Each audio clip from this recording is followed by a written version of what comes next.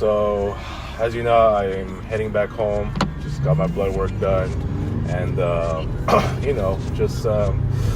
was very quick, But let me just quickly get into this topic here.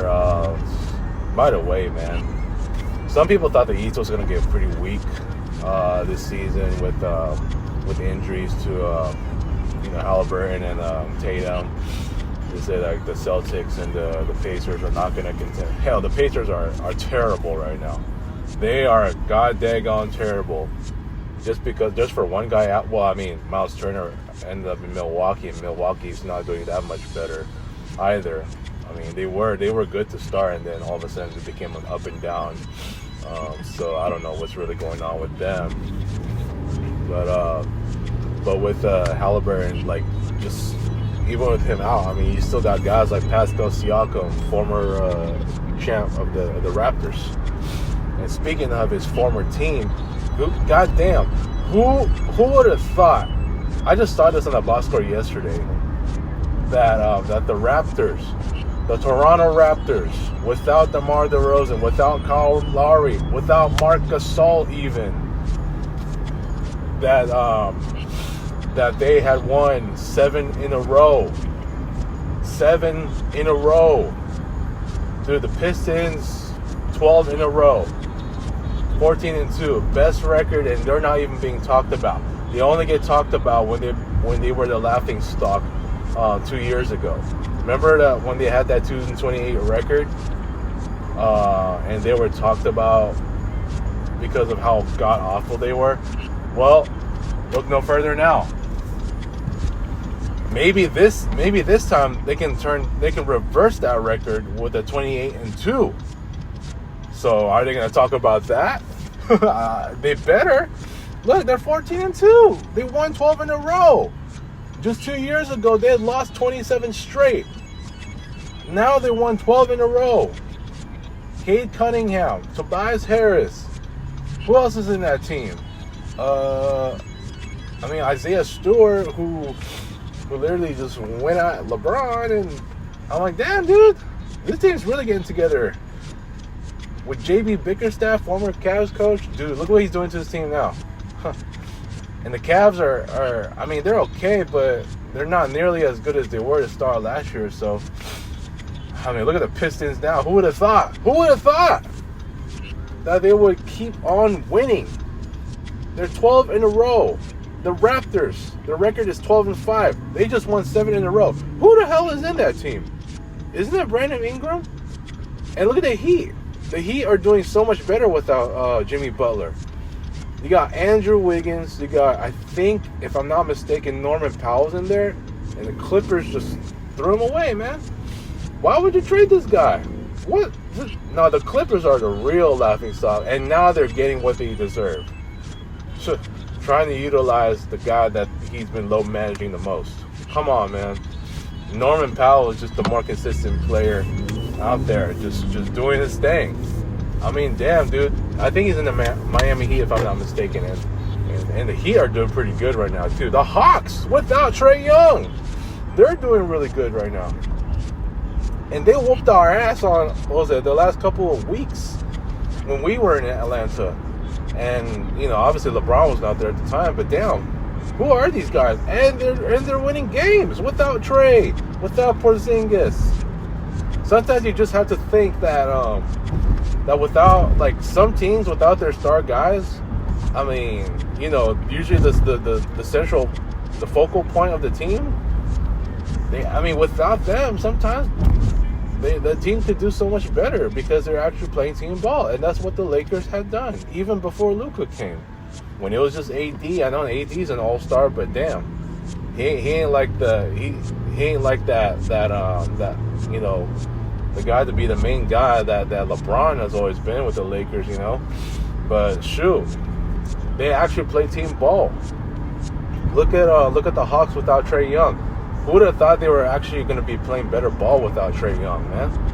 That's amazing. And the Raptors without Pascal Siakam, DeMar DeRozan, without, dude. I'm starting to get a better feel and a better understanding of how basketball actually works. And I'm talking about, I mean, not just from an NBA perspective. I'm talking about like, as I get into a deeper insight of, you know, just how teams operate, certain teams operate. I can see how they do. Now, obviously, I'm talking about the regular season. The playoffs is different. Obviously, in the playoffs, you need your star players, right? But in this situation right here, because it is still early, it's still young in the season, in the regular season right now. Like, look at these teams who started out early, really hot early. The Raptors, 12-5. Dude, I'm trying to remember the last time the Raptors were a good team. I remember the last time was with DeMar DeRozan and Pascal Siakam. Or for Christ's sake, that 2019 title with Kawhi. And right now, they are one of the best teams in the East. I mean, you got that coach coaching them pretty good. It's the guy that Scab Attack always uses in his videos when he always said, "It's a complete crap." referencing to that Laker game that the Lakers barely won against Toronto. I forgot the name of that coach. Darko something. So yeah, Scab always used that meme. It's pretty funny. But yeah, that coach is really coaching them well. Okay, and JB Bickerstaff, also props to him. Keeping that Detroit Pistons team just looking like the best Pistons team since what, 2007, when they had Rip, Hamilton, Big Ben, obviously Chauncey Billups. Oh my God, I'm glad I even mentioned his name. I feel so bad for this dude. It just really sank my heart to see a guy who seemed to be one of the most humble dudes on the basketball court when he was a player with the Pistons. Facing life in prison. He's on the court today, man, with Damon Jones. 60 years. No, not 16. 6-0. Dude, are you serious? Yeah, man. This is god-awful. Oh, my God. Whew. I feel sorry for that guy, man. But he shouldn't have done what he done, man. And, you know, maybe this could play a part as to why him and Dame are always, you know, they seem to have some kind of beef and all that. Maybe, I don't know. But anyways, Dame is back in Portland now, so he's not going to be playing for an entire season and what have you. But yeah, man, sorry to kind of ramble off. I wanted to start out some positive and a little bit of negative here, but as I'm heading home, you know, let me just make this kind of short. All right. Yeah, I know it's going to be about my dump again, and I know what's going to be happening this week, 3 days and all that. I get it. It's really nothing new to me. Been there for 13 years to be there, at least more likely for me. In the past, it's been 2 days since I've always been off the day before Thanksgiving, right? So, you know, it just so happens, like, me being in this dump, it just sucks to see that, like, and I'm gonna say it. I know this is gonna sound like a really biased take, and I don't care what anybody thinks. As anyone listening to this video, you know, they can feel what they feel. But you know, for as long as I've been there, it's making me feel really old, and I'm saying this like, I mean, it's like saying I'm going from my own age being. I mean, I know I can say age is just a number, but you know, being almost 40 for crying out loud, you know, it's like you're going what? In my late 30s, going early 60s. That's how I feel. Or because I do have a heart of a 21-year-old, you know, let's say heart of a 21 going on. Who the hell is this dude? Who the hell is this dude? Another telemarketer, of course. Well, I mean, I'm not on my dump right now, so. And you got these motherfuckers just keep calling for whatever reason. But anyways, yeah, it's like I'm going from 21 going on 51 or 61. Yeah. My dump, you know, with the way that it is and the way that it's been and my role in there just being damn near next to useless. it's why it's making me feel like an old man. I mean, shoot, you can see me out there in that thumbnail with a beard. Shoot, I mean, it's not hyperbole. It's I really feel this way, especially when I come out of my dump. Like 5:30, I'm tired of leaving at 5:30. So every time I come home, I'm always losing my rhythm, mentally. So it's like, and now that without daylight savings time, it's so goddamn dark that it's considering how much stuff that I do in the backyard. I mean, come on, man. It's just baffling to me that like I still gotta be there till 5:30. I mean, at this point, like, that's why I gotta leave. I mean, I have really nothing to prove anymore. I'm working with damn near the same people since I started, right? Or my second year. You know, it's just sad. It's just sad that I'm there, being undervalued, being underpaid like everyone else there, right?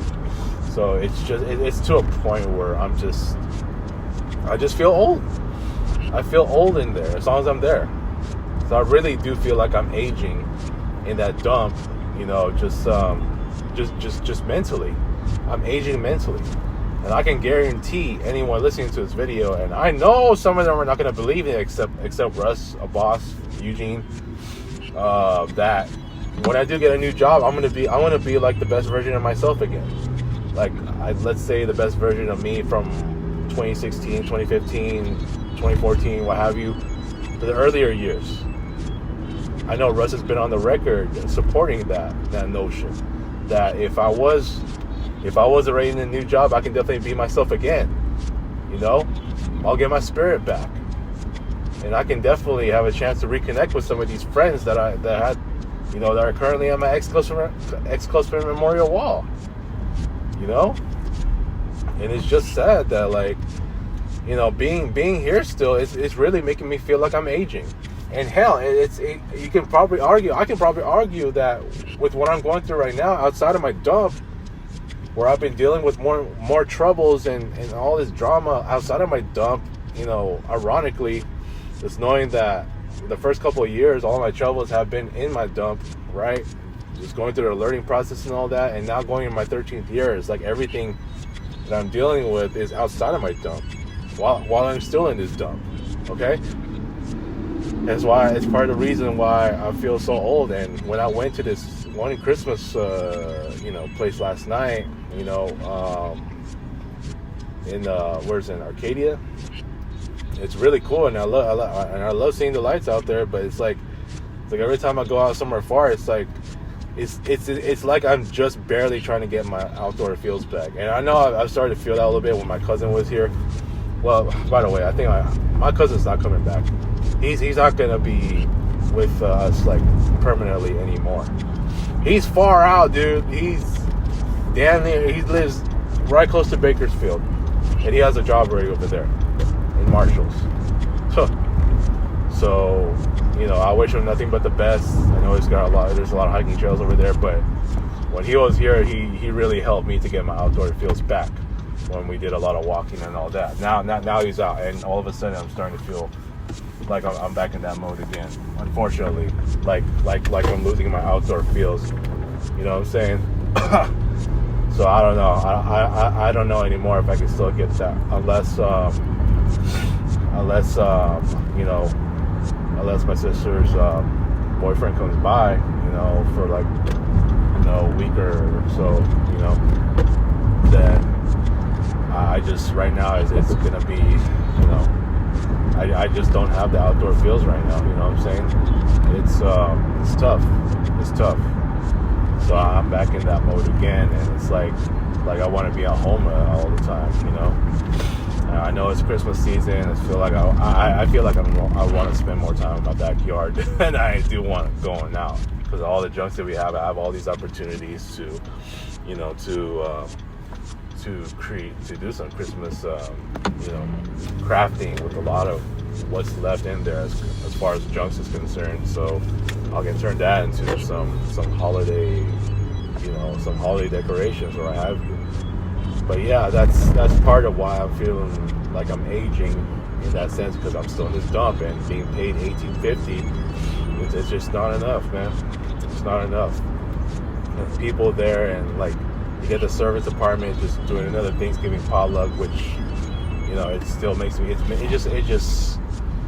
It sticks to my craw that like they did it last year when damn near everyone's around and like we don't do nothing upstairs. It's like what the hell, dude? Like these people downstairs, like they don't give a fuck about us upstairs.